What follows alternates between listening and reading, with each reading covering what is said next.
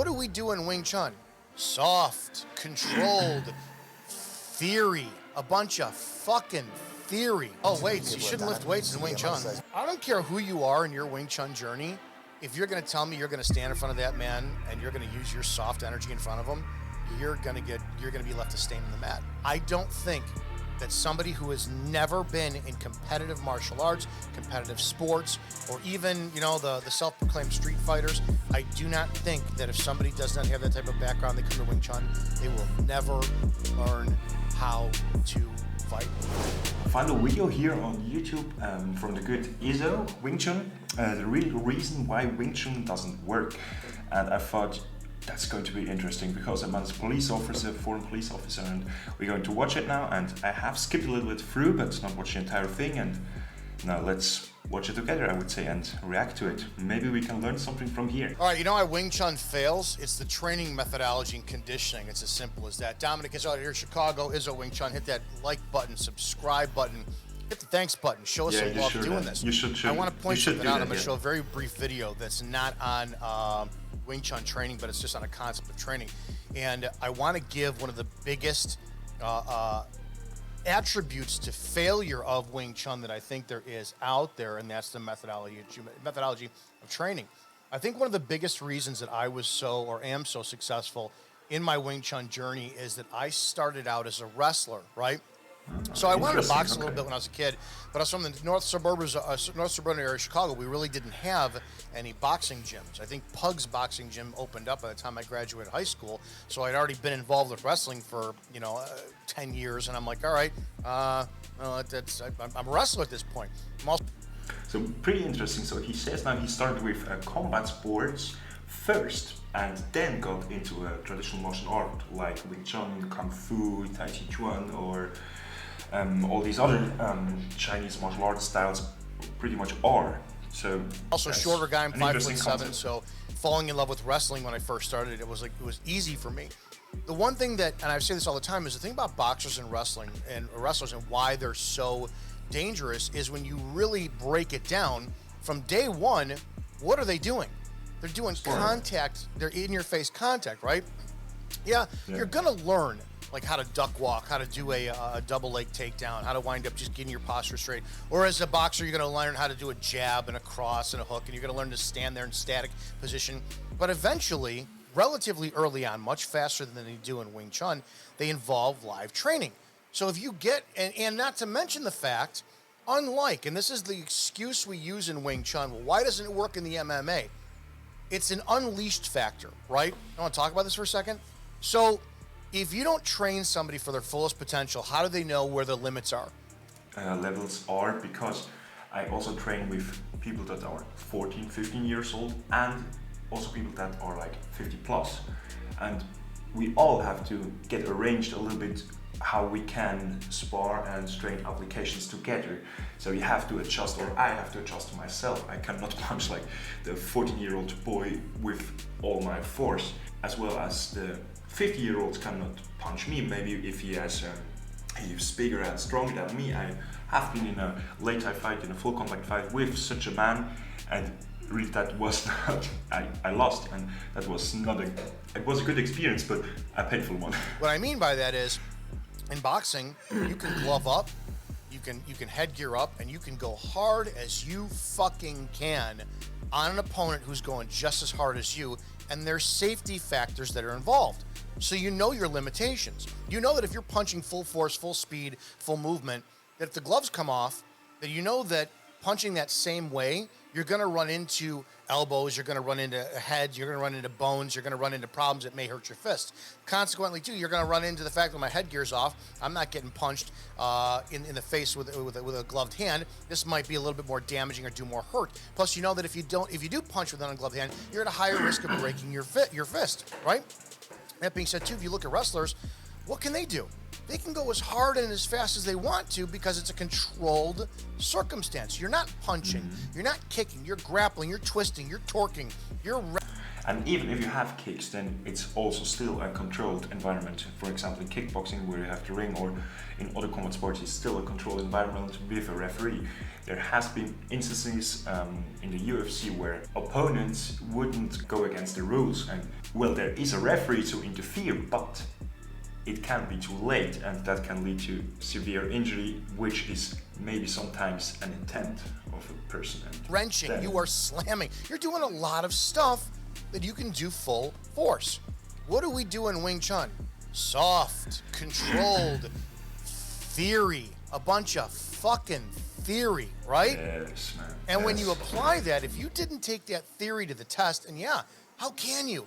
How can you full force foxhouse somebody to the throat and expect them to get up and go, oh, yeah, that's great, all right, man, we got that. How can you full force take that pisiform bone, slam it right in the middle of somebody's face and go, okay, and know how it does and reacts to your body?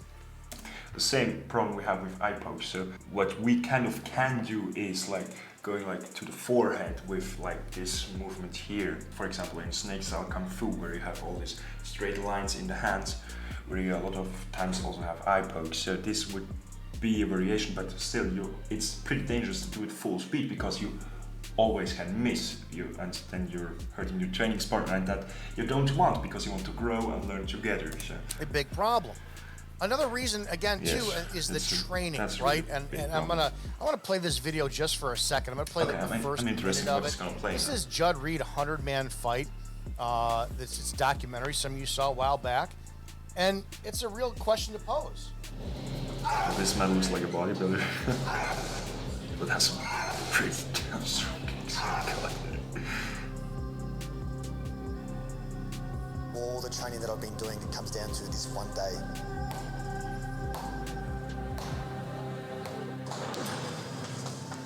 To be pushed to my ultimate limits.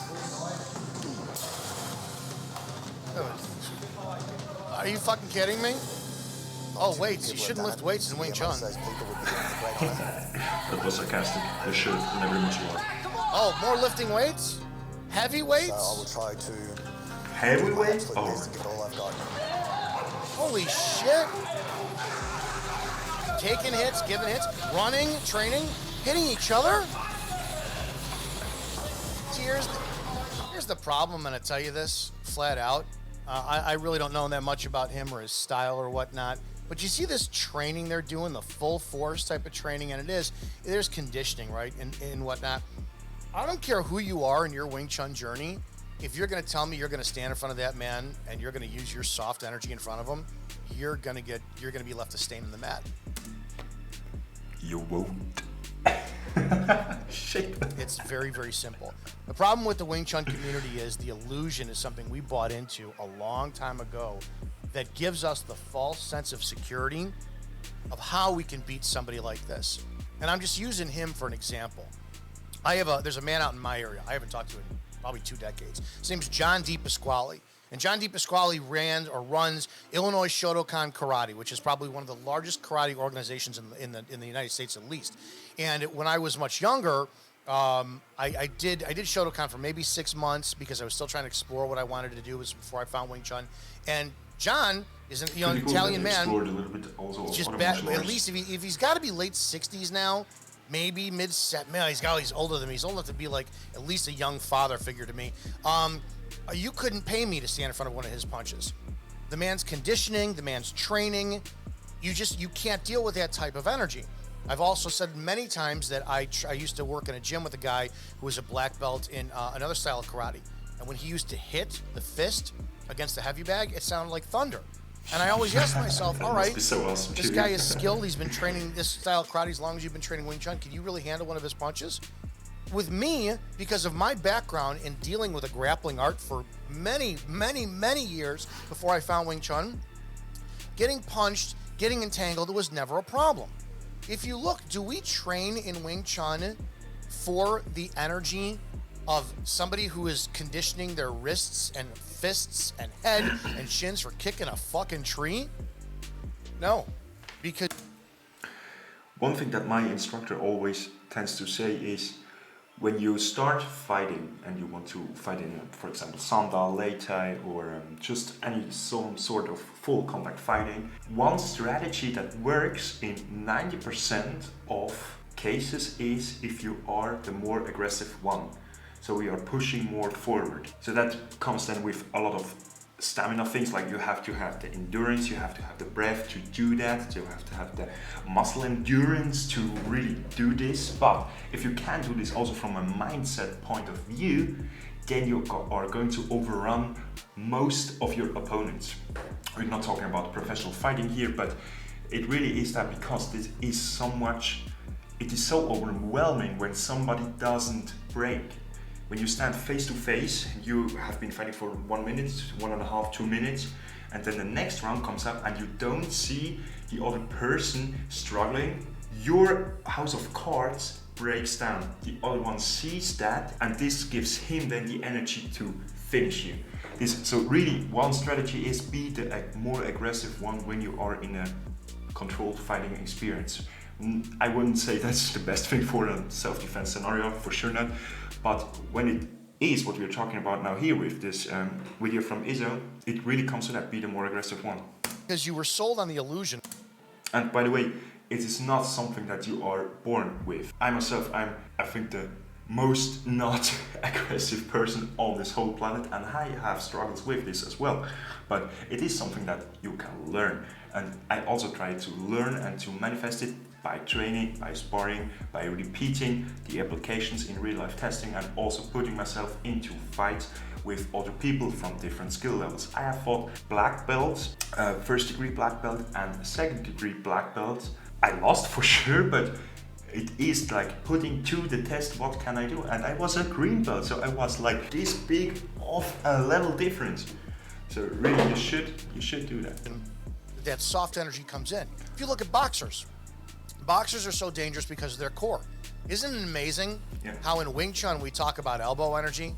And when you really break it down, you got to have that elbow energy in relation to your hip energy. And you know why boxers are so fucking good, so elusive, so dangerous, and they're so good with their footwork? When you control your core as well as you do as a boxer, you're moving both upper and lower triangles in perfect synchronicity to where they just have so much better core control that their hands are going to land where their feet aren't, and their feet aren't going to be there when their hands are landing on you. They're superior when it comes down to movement. We don't train like that in Wing Chun. Trained it more. And I'm not telling you to modify your Wing Chun training to break out of the Tan Sao, Gan Sao, Bong Sao. I'm telling you that you don't train for conditioning. You don't train, oh, you're using too much muscle. Guys, if any of you out there on any of these forums and you're still complaining about using too much muscle, please, I may be 47, but let's get together and show you how shitty your fucking skill's gonna hold up against mine. It doesn't work. It's a real fucking fight.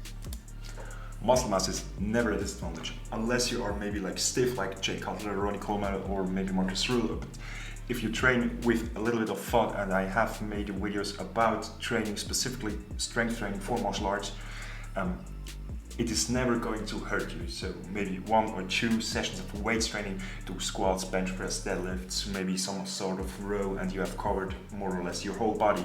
And this is really something I cannot stress enough. You need to lift weights when you want to be a good martial artist.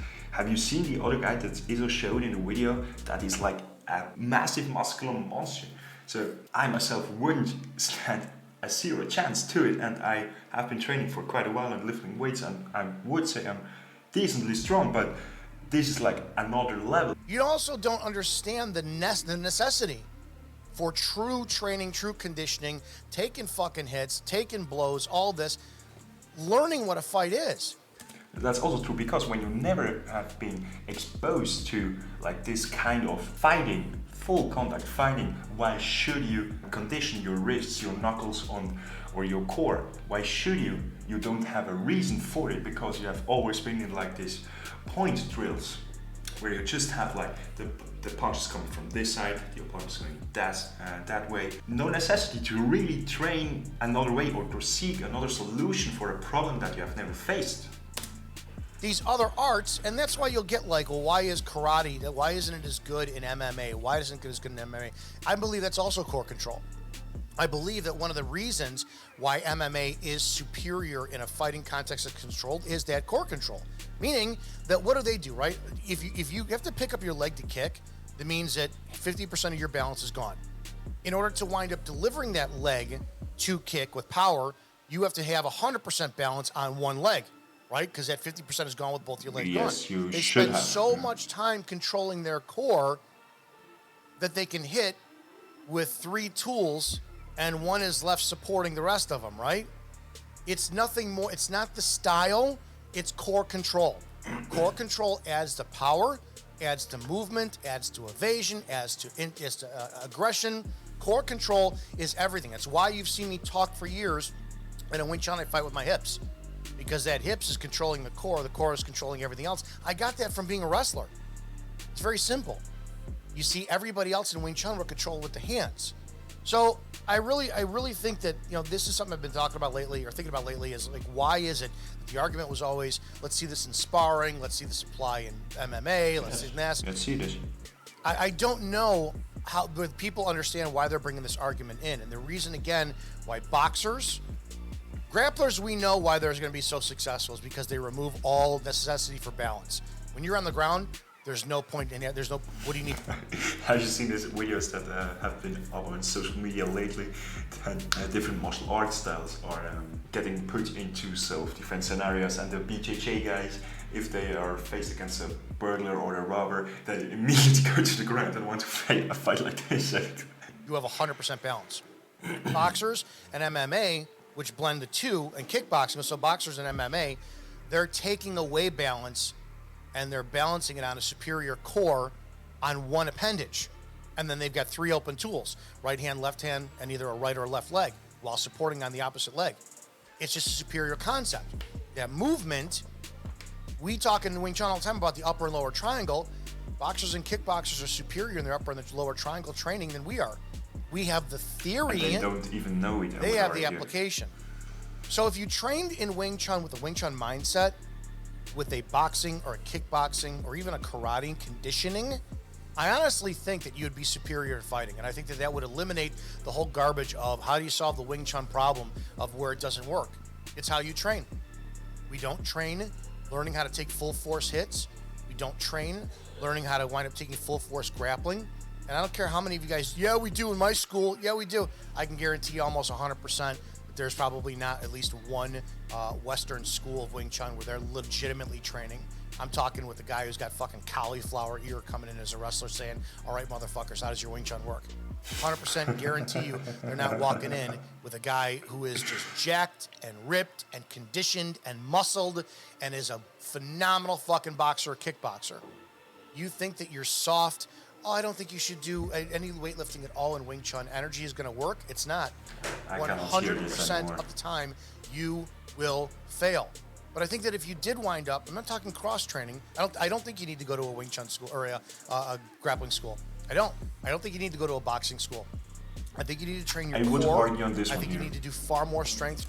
Because maybe if the school or the style that you have, for sure every school will say that your style is perfect because they're earning money with it. But I would argue that maybe it can make sense to go and expand a little bit and see what other styles, what other combat sports have to offer to. When we break it down, it's coming to solving a problem. And how do you solve a problem is, or it shouldn't be, really far away from each other, because when a punch is coming from the right side, he's coming from the right side. So different solutions maybe, but the way to the solution needs to be more or less the same across all martial arts, I would say, because it is the solution that works. You are getting what I wanted to say here? Training. I think you need to wind up training in far more aggressive, full speed circumstances, and you'll watch your Wing Chun will develop out of that. And it's always been that way for mine.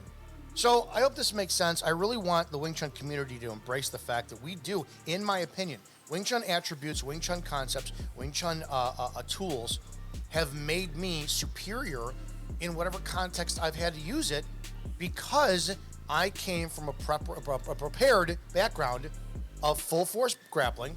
I had boxed and I lifted weights all my life. So my body was already a weapon that was made to be sharpened by the Wing Chun school tools. So I guess the bottom line is Wing Chun should never be somebody's first art. I heard somebody say that a couple days ago, and I've never agreed with that more. I think that honestly, if somebody comes to your Wing Chun school and they're like, I want to learn martial arts, I think you should really discern, well, have you ever done anything else? Because if this is the first art they've ever done, they'll have the Donnie Yen movie style Wing Chun. Yes, I exactly. don't think they will ever have fighting Wing Chun. I think you can give somebody a Chi Sao Wing Chun, and I think you can give somebody health and benefit, almost like Tai Chi style Chi Sao. I don't think that somebody who has never been in competitive martial arts, competitive sports, or even, the self-proclaimed street fighters, I do not think that if somebody does not have that type of background, they come to Wing Chun, they will never learn how to fight. I really think that's the case. Let me know what you guys think in the comments section. I appreciate that, and hope you guys are having a great day. See you in the next video. So that was pretty cool. Also, the last points that you made about fighting or combat sports in traditional martial arts. And I would say that if you're not putting it to the test in a combat sport or in maybe just in a late tie fight or in a full contact fight at a tournament in your martial arts, then you will never be able to achieve the applications that you are having in your mind and how they are working. And I think that's just not gonna happen because you have never then experienced really stress, adrenaline, and fear of getting hurt, punched. When you are dealing with your partner and you do these drills, you are never really in danger because the stress level will never go as much up if you are not in front of an audience. You have your square, you have not to leave this, you are gloved up, you have head guard, mouth guard, groin cups, everything on, maybe even the shin guards.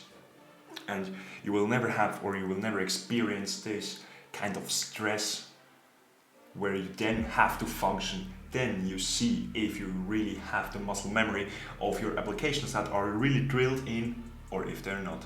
Most of the times, also in my case, most of the times they're not. So really awesome video, IZZO. Thank you very much for that. That really did something. I hope a lot of people are going to see this. And we should really all lift weights, train martial arts, and really do sparring. So let's see you in the next video.